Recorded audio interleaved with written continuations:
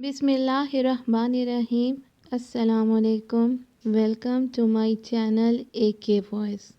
آج کا ٹاپک ہے بد نظری ایک مہلک مرض ہے۔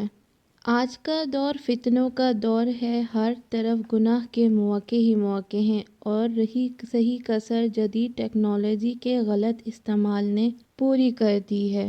بدکاری آسان اور نکاح مشکل ہو گیا ہے۔ ہر طرف سے انسان کو شیطان نے اپنے پنجوں میں گھیر رکھا ہے۔ ہر ہاتھ میں گناہ کا آلہ پہنچ چکا ہے۔ مرد، عورت، چھوٹے بڑے، ذی عقل بے عقل، سب طبقوں کو اس شیطانی آلے نے گناہ میں مبتلا کر رکھا ہے، اور تمام گناہوں کی بنیاد اسی آلے سے جڑی ہوئی ہے۔ اس میں انسان گناہ کے کام اور طریقے دیکھ کر وہی عملاً معاشرے میں دہراتے ہیں۔ انسانی نگاہ کے بارے میں حضور صلی اللہ علیہ وآلہ وسلم کا ارشاد ہے کہ نگاہ ابلیس کے زہریلے تیروں میں سے ایک تیر ہے۔ بد نظری ایک خطرناک گناہ ہے کیونکہ یہ دوائی اور دروازے کا کام کرتا ہے دیگر کبیرہ گناہوں کی طرف۔ نظری کے نقصانات کا اگر مختصر جائزہ لیا جائے تو چند ہوش ربا حقائق سامنے آتے ہیں۔ ایک تو یہ کہ یہ اللہ کے حکم کی صریح نافرمانی ہے، کیونکہ اللہ تعالیٰ نے قرآن کریم میں مرد اور عورت دونوں کو نگاہیں نیچی رکھنے کا حکم دیا ہے۔ اس طریقے سے جو ابھی حدیث آپ کو سنائی ہے، اس کی روشنی میں اگر کوئی آدمی بد نظری کرتا ہے تو وہ شیطان کا اعلیٰ کار بن جاتا ہے، جس کے نتیجے میں ایمان کی حلاوت سے وہ آدمی محروم ہو جاتا ہے اور کسی نیکی میں اس کا دل ہی نہیں لگتا۔ ایک نکتہ یہ بھی ہے کہ آنکھیں اللہ تعالیٰ کی ایک بیشقیمت امانت ہے۔ ظاہر ہے کہ اس کا غلط استعمال امانت میں خیانت کے مترادف ہے۔ اگر ہم اپنی نفسانی خواہشات پر فتح حاصل کر کے نظر کو قابو کر لینے میں کامیاب ہو جاتے ہیں تو یقیناً اس سے ہم وہ روحانی ترقی حاصل کر لیں گے جو مہینوں کی نفلی عبادات اور ریاضت سے بھی حاصل نہیں کر سکتے۔ اس کی وجہ یہ ہے کہ جب ہم اس طرح نظر کی حفاظت کر کے اپنی نفسانی خواہشات کی قربانی دیتے ہیں تو ہر قدم پر ہم اللہ تعالیٰ کے قریب ہوتے ہیں اور روحانیت کی منازل طے کرتے ہیں۔ ایک نوجوان نے ایک بزرگ کی خدمت میں حاضر ہو کر عرض کیا کہ آپ فرماتے ہیں کہ بد نظری سے پرہیز کرو، لیکن بازار میں جاتے ہوئے مجھ سے اپنی نظروں کی حفاظت نہیں ہوتی۔ نوجوان ہوں اور بازار میں بے پردہ لڑکی کو دیکھ کر نظر اس کی طرف اٹھ ہی جاتی ہے، کیا کروں؟ بزرگوں نے کہا کہ میں وہ راز سمجھا دوں گا، پہلے میرا ایک کام یہ کرو، دودھ کا پیالہ فلاں بزرگ کو دے کر آؤ جو بازار کے دوسرے سرے پر رہتے ہیں، لیکن ایک شرط ہے کہ پیالے میں سے دودھ بالکل نہ گرے۔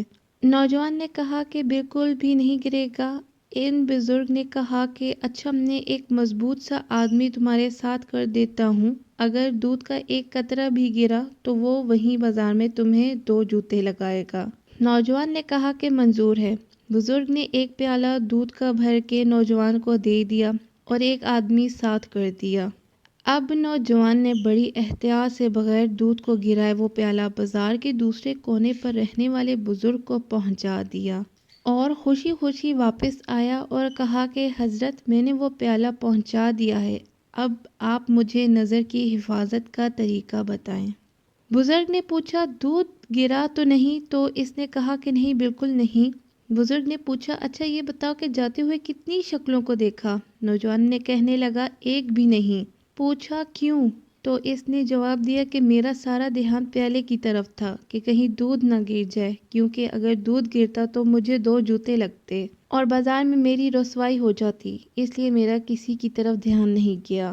بزرگ نے کہا کہ یہی اللہ والوں کا حال ہوتا ہے کہ وہ ہر وقت اپنے دل کے پیالے پر نگاہ رکھتے ہیں اور اسے چھلکنے نہیں دیتے، کیونکہ انہیں پتہ ہوتا ہے کہ اگر گناہ کی وجہ سے پیالہ چھلک گیا، نظر بہک گئی تو قیامت والے دن سب کے سامنے رسوائی ہوگی۔ اللہ کا خوف اور روز قیامت رسوائی کا اندیشہ ہو تو کبھی بھی بد نظری نہیں ہوگی۔ حضرت شیخ الحدیث مولانا زکریا فرماتے تھے، بد نظری نہایت ہی مہلک مرض ہے۔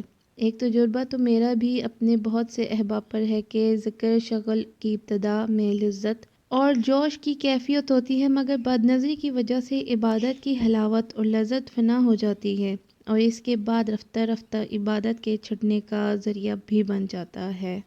مثال کے طور پر اگر صحت مند نوجوان شخص کو بخار ہو جائے اور اترنے کا نام ہی نہ لے تو لاغری اور کمزوری کی وجہ سے اس کے لیے چلنا پھرنا مشکل ہو جاتا ہے، کوئی کام کرنے کو دل نہیں چاہتا، بستر پر پڑے رہنے کو جی چاہتا ہے۔ اسی طرح جس شخص کو بدنظری کی بیماری لگ جائے تو وہ باطنی طور پر کمزور ہو جاتا ہے، نیک عمل کرنا اس کے لیے مشکل ہو جاتا ہے۔ دوسرے لفظوں میں اس سے عمل کی توفیق چھین لی جاتی ہے، نیک کام کرنے کی نیت بھی کرتا ہے تو بدنظری کی وجہ سے نیت میں فتور آ جاتا ہے۔